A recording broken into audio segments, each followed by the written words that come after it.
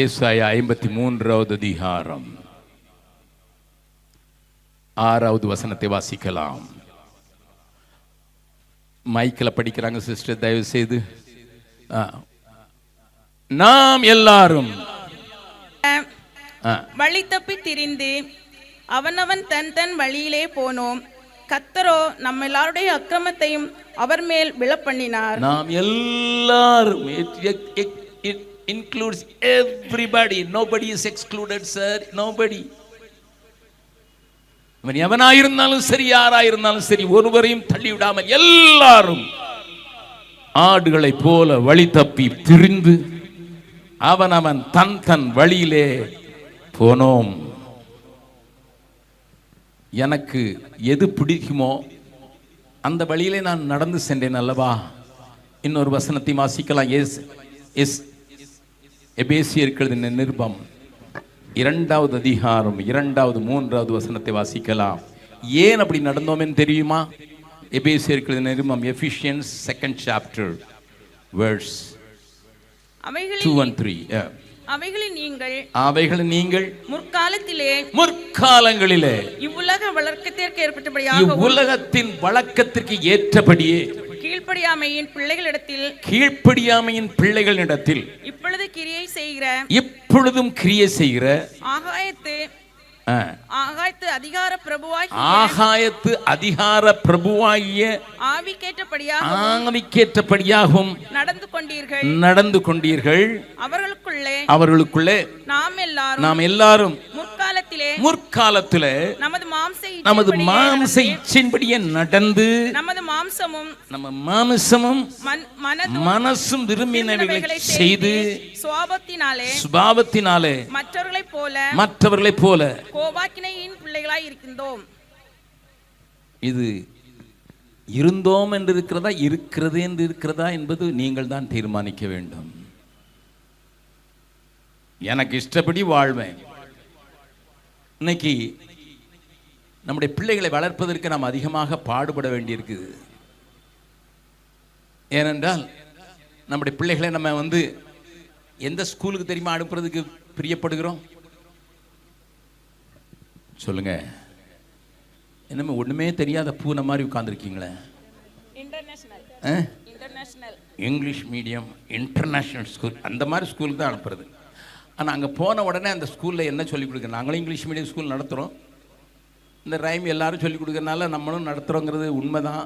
ஆனால் முதல்ல என்ன சொல்ல தெரியுமா? முதல்ல எல்கேஜியில் போன உடனே, எல்கேஜி பிள்ளை யாருங்க கேட்டால் இந்த கோரஸ் எல்லா ரைம் உலகம் முழுவதும் தெரியும். என்ன ரைம் சொல்லி கொடுக்குறாங்க? Johny Johny yes papa, eating sugar no papa, telling lies yes papa, no papa no பாப்பா,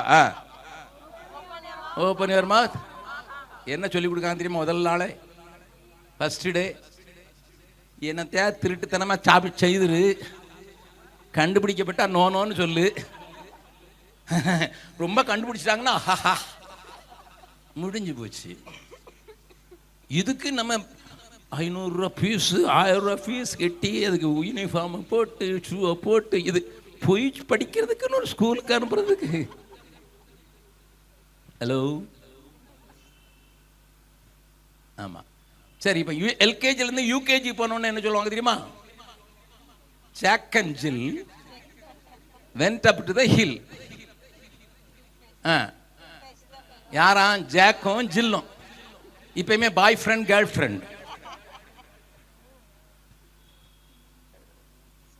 சமீபத்தில் நான் தமிழ்நாட்டுக்கு போயிருந்தேன். ஒரு குடும்பத்தில் நீ சாப்பாடு கூப்பிட்டுறாங்க. அப்போ குட்டி பிள்ளைங்க, நான் அந்த சின்ன பிள்ளைங்கள்கிட்ட பேசுறதுக்கு நான் ஆசைப்படுறது வழக்கம். நான் கேட்குறேன் அந்த பிள்ளைகிட்ட, எந்த கிளாஸ் படிக்கிறேன்னுட்டு. எல்கேஜி. அதுக்கு பிறகு கேட்டேன், உங்கள் டீச்சர் பேர் என்ன கேட்டேன். அதுக்கு பிறகு நான் அவனை விட்டுட்டேன். என்ன அங்கிள், என் கேர்ள் ஃப்ரெண்டு பேரை கேட்கல. பாவி, நான் கேட்க வேண்டாம், அவனே கேட்டு இன்ட்ரோடியூஸ் பண்ணுறான். இப்பவுமே என்ன சொல்லி கொடுத்துருக்காங்க ஸ்கூலில்? Jack and Jill went up to the hill. Jack fell down. அங்கே போய் எதுவும் நடந்துச்சு. தனியாக போனால் என்ன நடக்கும்? நடந்துச்சு. Jack fell down and his crown, he lost his crown. நம்ம ஆனா என் பிள்ளை இங்கிலீஷில் பாடுது பாரு. எங்கள் தாத்தா அங்கே பணம் ஏறிக்கிட்டு இருந்தாரு. உங்கள் தாத்தா பணம் ஏறிக்கிட்டு இருந்தாருடா, நீ பார்த்தா எப்படி பாடுறடா, அப்படியே பாயங்கிறோம். இப்பவுமே இங்கிலீஷ்லாம் பாடுது. இங்கிலீஷ்லையா பாடுது? அதுக்கு 13 வயசு ஆனோடனே உனக்கு லெட்டர் வருது ஸ்கூல்ல இருந்து, உங்கள் பிள்ளைய காணோம். ஹலோ, நீங்கள் அதை கூப்பிட்டு கேளுங்க. எல்லாரும் தான் செய்கிறாங்க, நான் மட்டுமா செய்கிறேன்? என் கிளாஸில் ஒருத்தன் 3 வச்சிருக்காமா. காலையில் 1 வச்சிருக்கான், மத்தியானம் 1 வச்சிருக்கான், சாயங்காலம் 1 வச்சிருக்கான். காலையில் ஒருத்தரோட பிரேக்ஃபாஸ்ட் பண்ணுறான், மத்தியானம் 1. ஆமாம், காலேஜ் பண்ணோன்னே நான் 2 நாளைக்கு பிக்னிக் போயிட்டு வந்தேன். அவ்வளோ யாரு கூட போனோமா? அதெல்லாம் எதுக்கு உங்களுக்கு? இந்த வயசில் நீங்கள் எதுக்கு இந்த மாதிரியெல்லாம் கவலைப்படுறீங்க? நான் வேடிக்கையான ஒரு சம்பவத்தை சொல்கிறேன், புரிஞ்சுக்கிற மாதிரி. நீங்கள்லாம் இது புரிஞ்சுக்கிட்டீங்கன்னு நினைக்கிறேன். நாங்கள் எடுத்து வளர்த்த ஒரு பிள்ளை, தூக்கி எறியப்பட்ட பிள்ளை. குப்பை தொட்டியில் தான் எடுத்தோம். அவளை ரொம்ப அழகாக இருந்தா. என் மனைவி நல்ல பலசாலியாக இருக்கும்போது அந்த தூக்கி போட்ட பிள்ளைங்களை வளர்க்குறதுக்கு அவளுக்கு ரொம்ப ஆசை.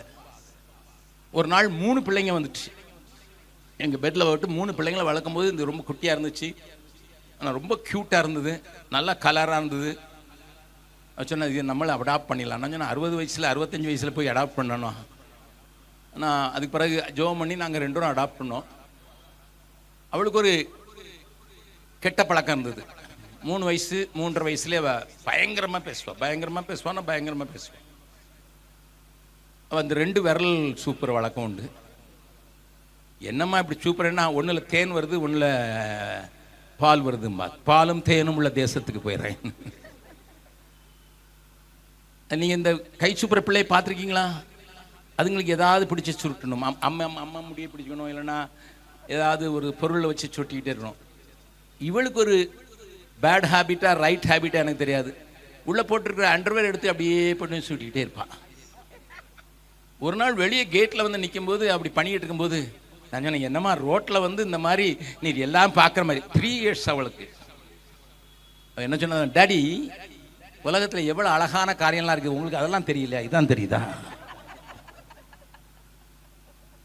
Today's child you cannot correct, sir. நீங்கள் அவங்கள கரெக்ட் பண்ணவே முடியாது. இப்போமே கேட்பான். ஏன்னா ஐரோப்பாவில் போனீங்கன்னா அவங்களுக்கு ஃபஸ்ட் லெசன், அமெரிக்காவுக்கோ ஐரோப்பாவுக்கோ போனீங்கன்னா அவங்க பிள்ளைங்களுக்கு ஃபஸ்ட் லெசன் என்ன சொல்லிட்டு தெரியுமா?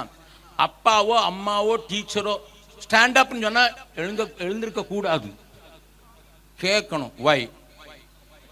அவங்க காரணம் சொல்லி அது உனக்கு கன்வின்ஸாக இருந்தால் தான் ஏற்றுக்கணும். இதுதான் முதல் வகுப்பில் நடக்கிற பாடம். ரொம்ப மிராட்டினாங்கன்னா 911 இருக்குது, போலீஸு அங்கே. ஆமாம், 911க்கு நீ அடிச்சுட்டு போலீஸ் சொல்லிடலாம். எத்தனை பேர் உள்ளே வந்துட்டு போயிட்டு வந்திருக்காங்க தெரியுமா? நான் பார்த்துருக்கேன் தமிழ் பிள்ளைங்க. நம்ம ஊரில் அடிக்கிற மாதிரி டம்முன்னு அங்கே அடிச்சிட்டாங்கன்னா உடனே அவன் பிள்ளை ஸ்கூலுக்கு போகும். ஸ்கூலில் உள்ள பையன் சொல்லுவான், என்னடா அப்பா அடிச்சிட்டாரா வா அப்படின்னு அவனே கூட்டு போய் 991 அப்பா உள்ளே போயிட்டு. எத்தனை அப்பா உள்ளே போயிட்டு வந்திருக்கா தெரியுமா? சுவிட்சர்லாண்டில் எனக்கு ஒருத்தர் தெரியும். அவர் டப்பு டிப்புன்னு அடிச்சிட்டாரு, போலீஸ் பிடிச்சி உள்ளே வச்சுட்டு 1.5 மாதம் உள்ளே வச்சுட்டு.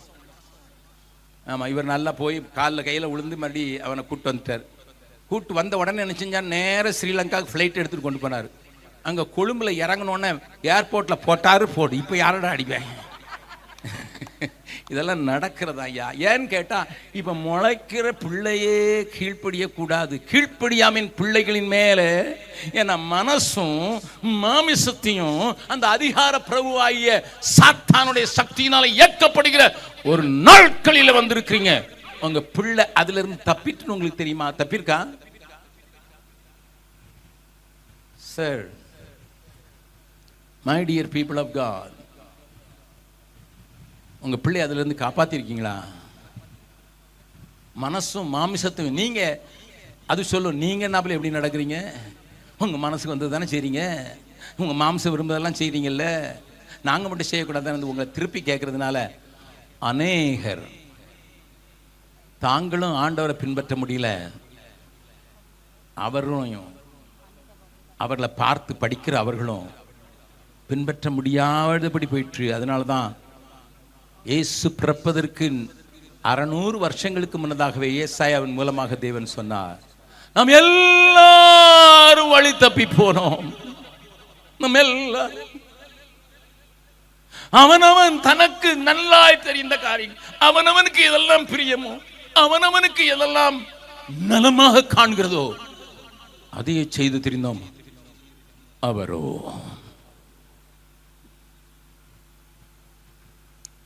இந்த மாலை வேளையில் தேவன் உங்களோடு கூட பேசுகிறார் என்று நினைக்கிறேன். How much you understand this simple truth? Bible is very explicit. வேதம் அழகாக தெளிவாக நமக்கு காண்பித்து கொடுக்கிறதே இந்த காரியத்தை. அவனவன் திரிந்து ஆண்டவர் லூக்கா 15வது அதிகாரத்திலே ஒரு ஓமையின் ஒரு பாயத்தில் சொல்லார். ஒரு மேய்ப்பனுக்கு 100 ஆடுகள் இருந்தது. ஒரு ஆடு மட்டும் தனக்கு பிடித்தமானது, தனக்கு பிடித்தமான பாதை என்று சொல்லி 99 ஆடுகளும் போயிருக்கும் போது இந்த ஒரு ஆடு மாத்திரம் தனியாக தனக்கென்று ஒரு வழியை பின்பற்றி போய்விட்டது. காணாமல் போய் முள்ளுகளுக்குள்ளே சிக்கி கொண்டது. சாயங்கால நேரத்திலே தொழுவத்திலே வரும்போது ஒவ்வொருவராக எண்ணுகிறான் மேய்ப்பன், ஒன்றை காணோம்.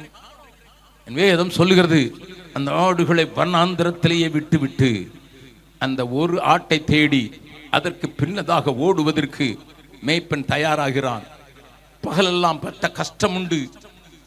அந்த நேரத்தில் நான் தேடுகிறது மாத்திரமல்ல, தேடி அது காயப்பட்டு இருக்கிறதை கண்டு நடக்கிறதற்கு அது கஷ்டப்பட்டு விடக்கூடாது என்று சொல்லி களைத்து தளைத்து போயிருந்த தன்னுடைய தோளில் மேல் உன்னை தூக்கி சுமக்கிற ஒரு நல்ல ஆண்டவர். இந்த மாலை நேரத்தில் அந்த அன்பை ருசித்திருக்கிறீர்களா? அந்த அன்பினால நீங்கள் மீட்கப்பட்ட ஒரு மந்தை நாடு என்று சொல்கிறீர்களா? நீங்கெல்லாம் சொல்லிங்க உடல, ஐயா 60 வருஷமா நாங்கள் சர்ச்சை நடத்திக்கிட்டு இருக்கோம், 60 வருஷத்தில் இருக்கிற எங்களை வந்து கேட்கிறீரு, நீங்கெல்லாம் மந்தை நாடுகளான்னுட்டு. நான் ஒரே ஒரு சின்ன டெஸ்ட் மட்டும் வைக்கிறேன், வாசிக்கலாம். யோவான் எழுதின சுவிசேஷம் 10வது அதிகாரம், John 10th chapter. John 10th chapter. My Bible clearly says one thing. Please follow this. 27வது வசனத்தை வாசிக்கலாம். என் ஆடுகள் என் சத்தத்திற்கு செவி கொடுக்கிறது, என் சத்தத்திற்கு செவி கொடுக்கிறது. நான் அவைகளை அறிந்திருக்கிறேன், அவைகள் எனக்கு பின் செல்கிறது. என் ஆடுகள் என்று சொன்ன அந்த காரியத்தில் உங்கள் பெயரை போட்டு வாசிக்கலாம், பார்க்கலாம். என்ன ஆடுகள் என்று இருக்கிறத வாசிக்கிறத உங்க பேரை போட்டு வாசிங்க சிஸ்டர். நீங்க வாசித்தீங்கல்ல, உங்க பேரை போட்டு நீங்க வாசிங்க, மற்ற எல்லாரும் வாசிங்க. வாசிங்க. கீதா, ஆடுகள் என் சத்தத்திற்கு செவி கொடுக்கிறது, நான் அவைகளை அறிந்திருக்கிறேன். என்ன ஆடுகள்ங்கிறதுல உங்க பேரை போடுங்க. கீதா, என் சத்தத்திற்கு செவி கொடுக்கிறது, நான் அவைகளை அறிந்திருக்கிறேன், அவைகள் எனக்கு பின் செல்கிறது. நான் ஒரு கேள்வி கேட்கிறேன், அவங்ககிட்ட மட்டும் இல்லை, உங்ககிட்டையும் கேட்கிறேன். நீங்க எல்லாம் உங்க பேரை போட்டு வாசிச்சிருப்பீங்கன்னு நான் நினைக்கிறேன். உங்க மேய்ப்பனுடைய சத்தம் தெரியுமா? கேட்குறீங்களா? கேட்டு எத்தனை நாள் ஆச்சு? சிலர் சொன்னாங்க கேட்டோம் பிரதர், ரொம்ப நாளைக்கு முன்னால் 50 வருஷம் இருக்கும். Hello, if I belong to him, if I say I am belonging to him and I am his sheep, then definitely this sign will be there. I listen to his voice. இன்னைக்கு நம்ம சபைகளுடைய நிலைமை என்ன தெரியுமா? யாராவது ஒருத்தர் ஜெபம் பண்ணி எனக்கு சொல்லுங்க பார்க்கலாம். எனக்கு நிறைய லெட்டர் வர்றதுனால சொல்றேன். சில தம்பிமார் எழுதுவாங்க, அண்ணே 3 போட்டோ அனுப்பிச்சிருக்காங்க அப்பா அம்மா, எந்த பொண்ணுன்னுட்டு கொஞ்சம் ஜெபிச்சு சொல்றீங்களா? நான் சொல்லுவேன், எனக்கு கல்யாணம் ஆயிட்டுடா.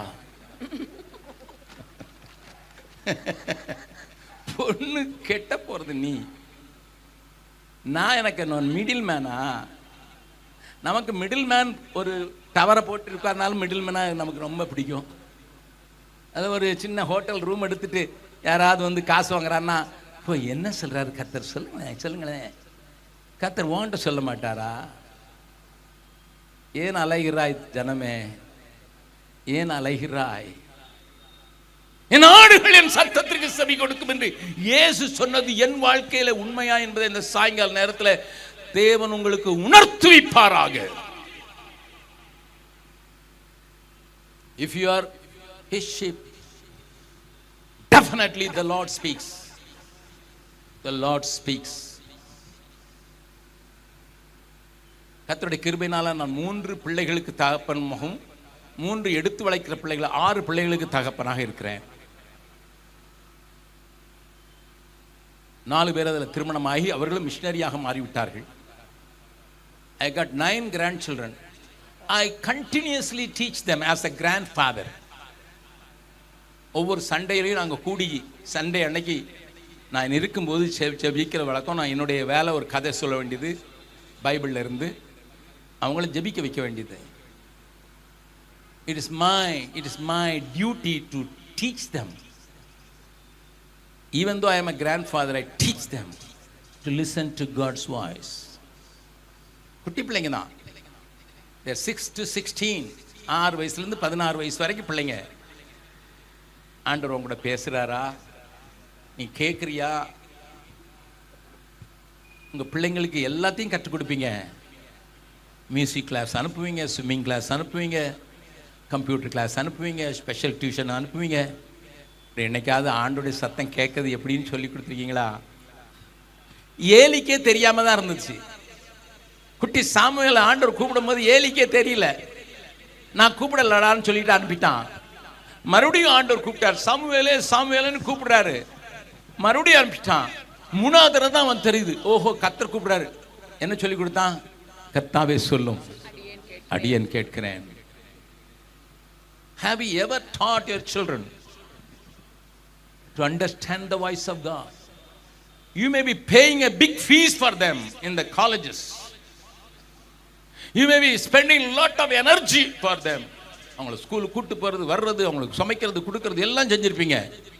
என்னைக்காவது நீங்கள் உட்கார்ந்து ஆண்டோடைய சத்தம் கேளுமா, வசனம் சொல்லுதுடா, நம்ம ஆடாக இருந்தால் அவருடைய சத்தம் கேட்போம்ப்பா, அவர் சத்தம் கேட்டு தான் ஆகும். அவருடைய சத்தத்தை கேட்காம ஆனாதான் நம்ம வழியில் போயிடுவோம்ப்பா. எங்கேயாவது சிக்கிக்கொள்வோண்டா, காயப்படுத்திடுவான்டா. இந்த உலகம் உன்னை காயப்படுத்திடும், சாத்தாவனை காயப்படுத்திடும், எல்லாவனை காயப்படுத்திடும்பா. நீ அவருடைய சத்தம் கேட்டு படி என்று சொல்லி கற்றுக் கொடுக்கலன்னு அன்னைக்கு ஒரு தீர்மானம் பண்ணுங்க. பிரதர் அகஸ்டின் ஜெபக்குமார், நாங்களும் கிறிஸ்தவங்கன்னு தான் சொன்னோம், நாங்களும் மந்தையில் ஒரு ஆடுன்னு தான் நினச்சிக்கிட்டு இருக்கோம். ஆனால் எங்களுக்கு இந்த சத்தத்தை கேட்குற பழக்கமே இல்லையா, எங்களுக்கு பழக்க வைக்கவும் இல்லை, எங்களுக்கு சொல்லிக் கொடுக்கவும் இல்லை. தேவ சத்தத்தை எப்படி கேட்கறதுங்கிறத எங்களுக்கு சொல்லிக் கொடுக்கலையே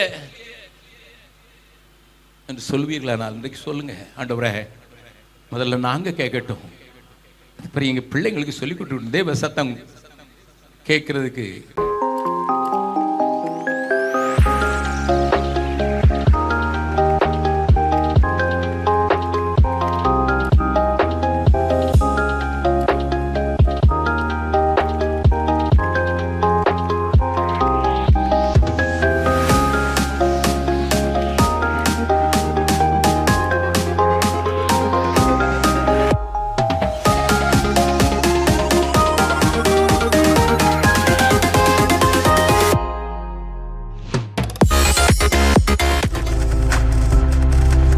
நீங்கள் பார்த்துக் கொண்டிருப்பது உங்கள் ஜாய் டிவி. உங்கள் துக்கம் சந்தோஷமாய் மாறும்.